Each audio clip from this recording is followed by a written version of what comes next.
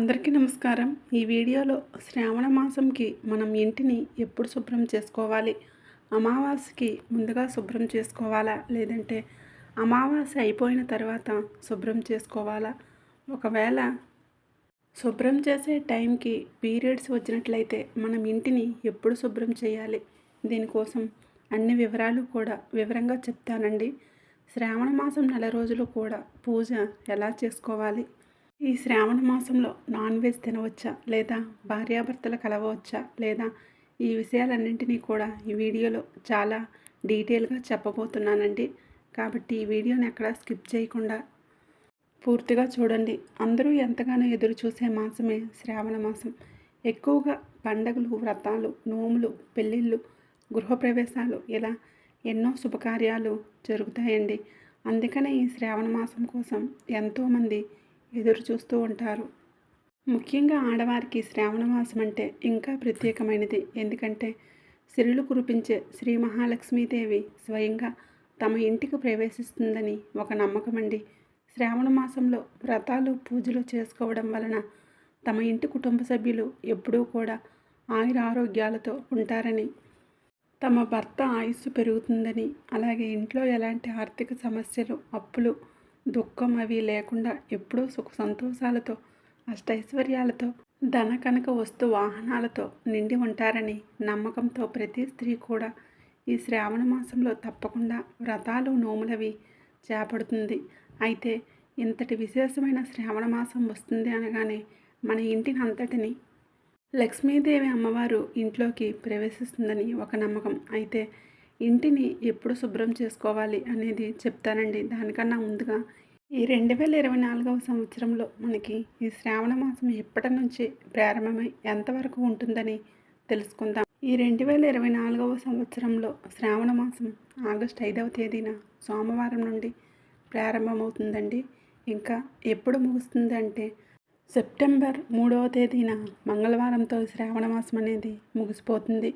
ఈ నెల రోజులు కూడా అమ్మవారిని తమకున్న శక్తి కొలది భక్తి శ్రద్ధలతో ఎవరైతే పూజిస్తారో తప్పకుండా అమ్మవారి కరుణా కటాక్షం అనేది కలుగుతుందండి. వరలక్ష్మీదేవి వ్రతకథలోనే తెలుస్తుంది. ఎంతో భక్తురాలైన చారుమతీదేవికి కలిగిన అదృష్టమే మనకు కూడా కలగాలి అంటే తప్పకుండా అమ్మవారిని పూజించండి. అయితే మనం అమ్మవారిని పూజించడానికి ముందుగానే మన ఇల్లు అంతా కూడా శుభ్రంగా ఉండాలండి. మన ఇల్లు, మన ఇంట్లో ఉండే సభ్యులు అలా చుట్టూ పరిసర ప్రాంతాలు అన్నీ కూడా శుభ్రం చేసుకుని ఉంచాలి. అలా అయితేనే లక్ష్మీదేవి అమ్మవారు మన ఇంట్లోకి అడుగు పెడుతుంది. శ్రావణ మాసం కోసం మన ఇంటిని ఎప్పుడు శుభ్రం చేసుకోవాలి అంటే మనకి శ్రావణ మాసం అనేది ఆగస్టు 5వ తేదీ నుండి సోమవారం నుండి స్టార్ట్ అవుతుంది. కాబట్టి దానికన్నా ముందు రోజే మీరు ఇంటిని అంతటినీ కూడా శుభ్రం చేసుకొని ఉంచుకోవాలండి. అయితే దానికన్నా ముందు రోజు 4వ తేదీన వచ్చింది కదండి. మరి ఆ రోజు శుభ్రం చేసుకోవచ్చా అంటే ఆ రోజు అమావాస్య వచ్చిందండి. అమావాస్య రోజు నెట్టి పరిస్థితుల్లో కూడా మన ఇంటిని శుభ్రం చేసుకోకూడదు. దానికన్నా ముందు రోజు ఆగస్టు 3వ తేదీన శనివారం వచ్చింది. ఆ రోజు మీరు ఇంటిని అంతటినీ కూడా శుభ్రపరచుకోవచ్చు.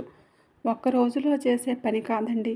2-3 రోజులు మాకు క్లీనింగ్కే పడుతుంది అని అనుకుంటే మీరు జూలై 31వ తేదీని కానీ లేదంటే ఆగస్టు 3వ తేదీని కానీ శుభ్రం చేసుకోవచ్చు. కానీ ఆగస్టు 2వ తేదీ శుక్రవారం వచ్చింది కాబట్టి ఆ రోజు ఎట్టి పరిస్థితుల్లో శుభ్రం చేయకూడదు. ఎందుకంటే మనం శుక్రవారం బూజులు ఇంట్లో దులపడం కానీ అలాంటివేమీ కూడా మనం మంగళవారం, శుక్రవారంలో అస్సలు చేయకూడదు. అందుకని ఆ రోజులు తప్పించి మిగిలిన రోజుల్లో ఎప్పుడైనా సరే మీరు శుభ్రం చేసుకోవచ్చు. మరి అమావాస్య 4వ తేదీన వస్తుంది కదండి. మరి అమావాస్య అయిపోయిన తర్వాత కూడా మళ్ళీ మనం ఇంటిని శుభ్రం చేసుకోవాలి అంటే అవసరం లేదండి. మీరు ముందు శుభ్రం చేసుకున్నారు కాబట్టి అమావాస్య అయిపోయిన తర్వాత మళ్ళీ మీరు ఇంటిని డీప్ క్లీన్ చేయవలసిన అవసరం లేదు. మామూలుగా ఇంటిని తుడిచి మాప్ పెట్టుకుంటే సరిపోతుంది.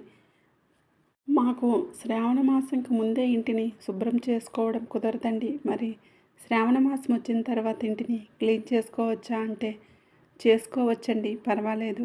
ఇంటిని శుభ్రం చేసుకున్న తర్వాత మీరు పూజలైతే స్టార్ట్ చేయండి. మనకి 5వ తేదీ నుండి శ్రావణ మాసం స్టార్ట్ అవుతుంది కాబట్టి 5వ తేదీ రోజున సోమవారం వచ్చింది కాబట్టి మీరు సోమవారం ఇంటిని అంతటినీ కూడా క్లీన్ చేసుకోండి. ఇంకా 6వ తేదీన మంగళవారం వచ్చింది కాబట్టి ఆ రోజు క్లీనింగ్ లాంటివి ఏమీ పెట్టుకోకండి. ఇంకా 7వ తేదీన బుధవారం ఆ రోజు కూడా మీరు క్లీనింగ్ చేసుకోవచ్చు. సోమవారం బుధవారం క్లీన్ చేసుకున్న తర్వాత ఇక నుంచి మీరు పూజలైతే స్టార్ట్ చేయండి. ఎందుకంటే మనకి మొదటి శుక్రవారం అనేది 9వ తేదీన వచ్చింది కాబట్టి దానికన్నా ముందు ఇంటిని శుభ్రం చేసుకుని ఉంచుకోండి. మరి నాన్ వెజ్ తినే రోజున ఇంటిని పూజా మందిరాన్ని క్లీన్ చేసుకోవచ్చు అంటే చేసుకోకూడదండి. నాన్ వెజ్ తినకముందే మీరు పూజా మందిరాన్ని అలాగే దేవుడు పటాలని అలాగే దేవుడికి సంబంధించిన పూజా సామాగ్రిని కూడా క్లీన్ చేసుకోవాలి. ఆ నాన్ వెజ్ తిన్న తర్వాత మాత్రం అవన్నీ కూడా అసలు ఎట్టి పరిస్థితుల్లో ముట్టుకోవడం కానీ చేయకూడదు. నెక్స్ట్ డే స్నానం చేసిన తర్వాత మాత్రమే ముట్టుకోండి.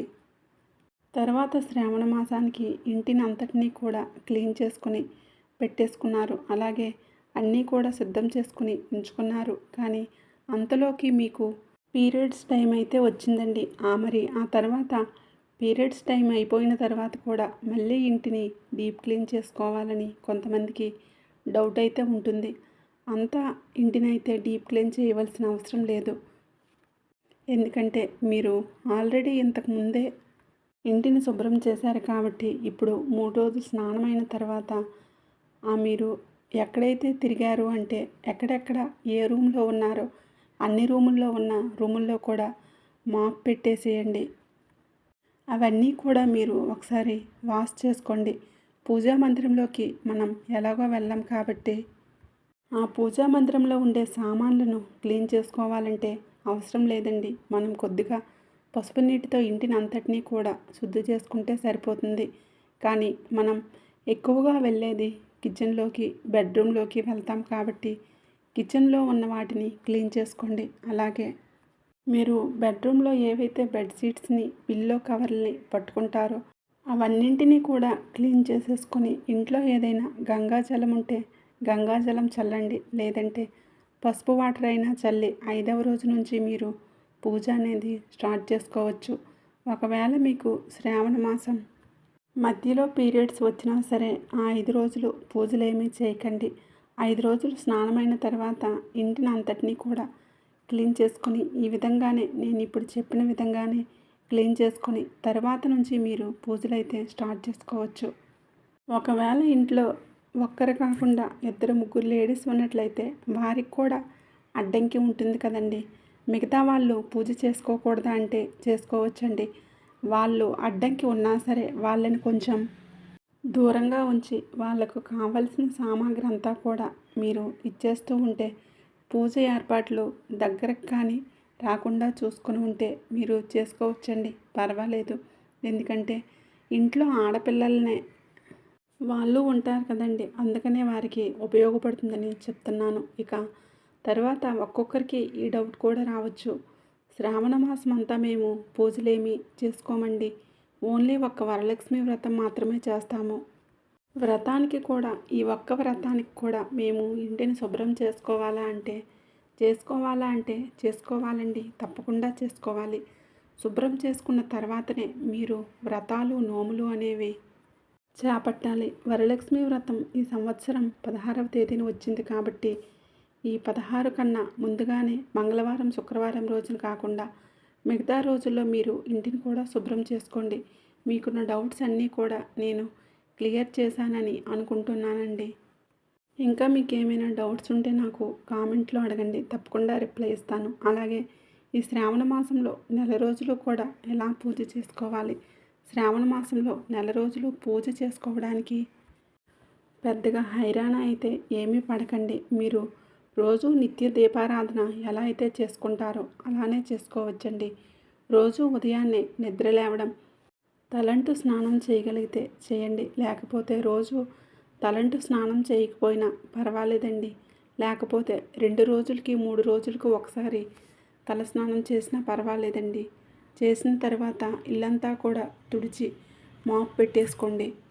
ముఖ్యంగా దేవుడి గదిలో ఉన్న ముందు రోజు పెట్టిన పువ్వులన్నీ తీసేసి కుందులన్నీ క్లీన్ చేసేసుకొని దీపారాధన చేసి ముందుగా వినాయకుడికి పూజ చేసుకున్న తర్వాత లక్ష్మీదేవి అమ్మవారికి మీకున్న మంత్రాలతో అమ్మవారిని పూజించండి. ఒకవేళ మాకు మంత్రాలు ఏవి రావండి అని అనుకునేవారు ఓం శ్రీ మాత్రే నమః అనే అమ్మవారిని, ఓం లక్ష్మీదేవి అయి నమః అని మీకు వచ్చిన అమ్మవారి నామాలతో అమ్మవారిని తలుచుకున్నా చాలు. మంత్రాలే రానవసరం లేదు. అమ్మవారిని మన మనసులో ఉంచుకొని పూజ చేస్తే సరిపోతుంది. అమ్మవారికి ఏదో ఒక నైవేద్యం పెట్టి, అంటే పాలు కానీ పళ్ళు కానీ ఇలా ఏదో ఒకటి ఉంటుంది కదా, ఇంట్లోని ఏదో ఒకటి నైవేద్యం పెట్టి మీరు అమ్మవారికి నీరాజనం సమర్పిస్తే సరిపోతుందండి. ఈ విధంగా మీరు నెల రోజులు కూడా పూజ అనేది నిర్వహించుకోవచ్చు. కానీ మనకి శ్రావణ మాసంలో వచ్చే ముఖ్యమైన రోజులు అనేవి ఉంటాయి కదండి. శ్రావణ శుక్రవారం, శ్రావణ శనివారాలు, శ్రావణ మంగళవారాలు, శ్రావణ సోమవారాలు ఇలా ముఖ్యమైన రోజుల్లో మాత్రం ఆయా వారాల్లో వచ్చే దేవుళ్ళకి కొంచెం ప్రత్యేకమైన పూజలైతే నిర్వహించాలి.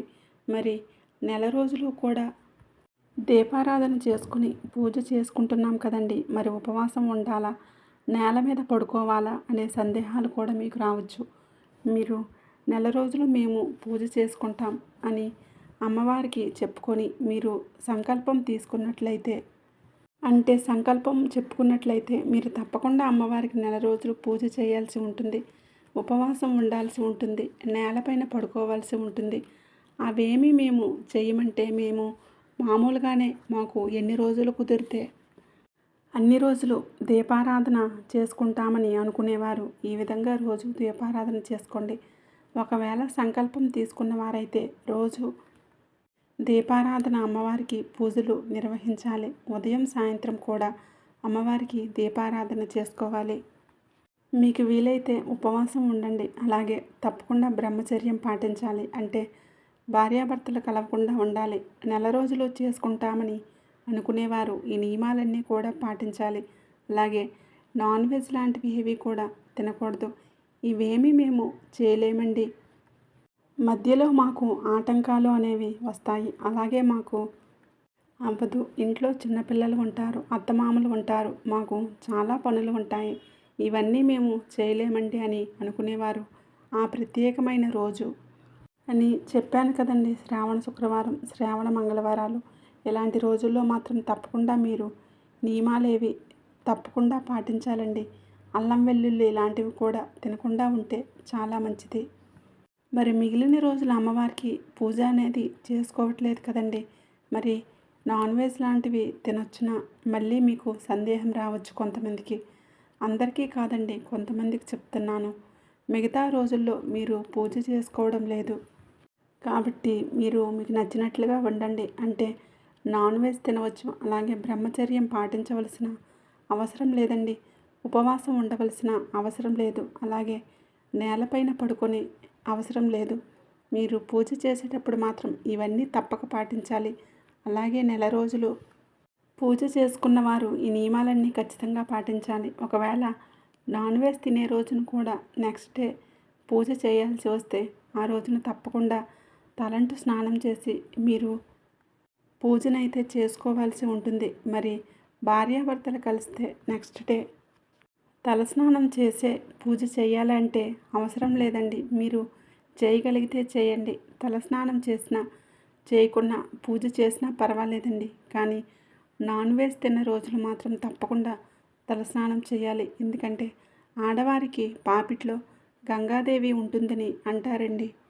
అందుకని మనం రోజు తలస్నానం చేయకపోయినా చేసుకోవచ్చు. కానీ మగవారైతే అలా కాదండి. మగవాళ్ళు పూజ చేసేవారైతే రోజు తలంటు స్నానం చేసిన తర్వాత మాత్రమే ఇంటి యజమాని అంటే మగవారు పూజ చేయాల్సి ఉంటుంది. ఇది మామూలు రోజుల్లో దీపారాధన చేసుకోవడానికి మాత్రమే చెప్తున్నానండి. కానీ ప్రత్యేకమైన రోజులంటే శ్రావణ మంగళవారాలు, శుక్రవారాలు, నోములు వ్రతాలు చేపట్టేటప్పుడు మాత్రం తప్పకుండా ఆడవారు కూడా తలస్నానం చేసి ఈ వ్రతాలు నోములవి చేపట్టాలి. ఈ శ్రావణ మాసంలో నెల రోజులు కూడా మేము ఎలాంటి సంకల్పం అది తీసుకోకుండా నార్మల్గా మేము దీపారాధన చేసుకుంటున్నామండి. మరి అలా చేసుకున్నప్పుడు నాన్ వెజ్ తినవచ్చా అంటే మీరు ఉదయం చేసుకుంటారు కాబట్టి మీరు పూజల తర్వాత మీరు మధ్యాహ్నం వేళల్లో నాన్ వెజ్ లాంటివి ఏవైనా సరే తినొచ్చండి. పూజకు ముందుగా మాత్రం తినకూడదు. తర్వాత మీరు తిన్నా పర్వాలేదు. కానీ సాయంత్రం వేళల్లో మళ్ళా మీరు పూజ చేసుకోవడానికి వీలు లేదండి. నెక్స్ట్ డే తలస్నానం చేసిన తర్వాత మాత్రమే మీరు పూజనైతే చేసుకోవాల్సి ఉంటుంది. ఎంత భక్తితో నిష్టతో అమ్మవారిని పూజిస్తామో ఆ అమ్మవారి చిన్న చూపు మనపైన పడితేనే ఆ అమ్మ కటాక్షం మనకి కలిగినంత ఎంతో అదృష్టంగా మనం భావిస్తామండి. అమ్మవారు ఎక్కడుంటే అక్కడ ఐశ్వర్యాలు, అష్టైశ్వర్యాలు, సుఖ సంతోషాలు పొంగు పొర్లుతాయి. అందుకని అమ్మవారు ప్రతి ఒక్కరి ఇంట్లోకి ప్రవేశించాలని కోరుకుంటారు. అమ్మవారు మన ఇంటికి తప్పకుండా ప్రవేశించాలి. అమ్మవారి కటాక్షం కలగాలంటే ఈ రోజుల్లో ఇంటిని శుభ్రం చేసుకోండి. ఈ నెల రోజులు కూడా ఈ విధంగా పూజనైతే చేసుకోండి. ఈ వీడియో మాకు యూస్ అయింది, ఉపయోగపడుతుంది అని అనుకునే వాళ్ళు తప్పకుండా ఈ వీడియోకి లైక్ చేసి సబ్స్క్రైబ్ చేసుకుని షేర్ చేయండి. అలాగే వీడియో నచ్చినట్లయితే శ్రీమాత్రే నమః అని కామెంట్ అయితే చేయండి.